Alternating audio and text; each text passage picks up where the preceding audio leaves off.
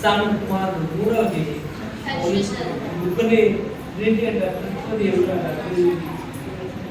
ఇక్కడ స్థితిలో ఉన్న మూడో వ్యక్తి అంటున్నాడు ఇక్కడ, నేను తండ్రిని వేడుకుందును మీ యొక్క ఎల్లప్పుడూ ఉంటాను. ఎప్పుడు నీ పక్కన చూడాడు ఫ్రెండ్ మాత్రం తండ్రిని వేడుకుందు వేరొక ఆదరణకర్త ఎల్లప్పుడూ మీ దగ్గర ఉంటాడు. ఎప్పుడు నేర్చుకుంటాడు ఆయన. నువ్వు హలో అంటే నేర్చుకుంటే వాడు నీ ఫ్రెండ్ అవుతాడు. రే మా అమ్మకి బ్లడ్ గా మూడో అంటున్నాడు పరిశుద్ధాత్మ దేవుడు. నీ దగ్గర కూడా ఉంది ఫ్రెండ్షిప్ ఎల్లప్పుడూ నీ దగ్గర. బైబిల్ పూర్తిగా స్నేహం లేదు మాత్రం. తండ్రి దగ్గర అదే ప్రేమ ఉంది, అదే స్నేహం ఉంది. కుమారుడు దగ్గర అదే స్నేహం ఉంది. ఆఖరికి పరిశుద్ధాత్మ దగ్గర అదే స్నేహం ఉంది.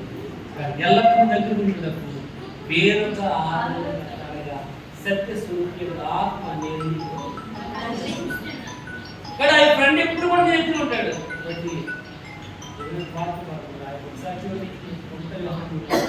పత్రిక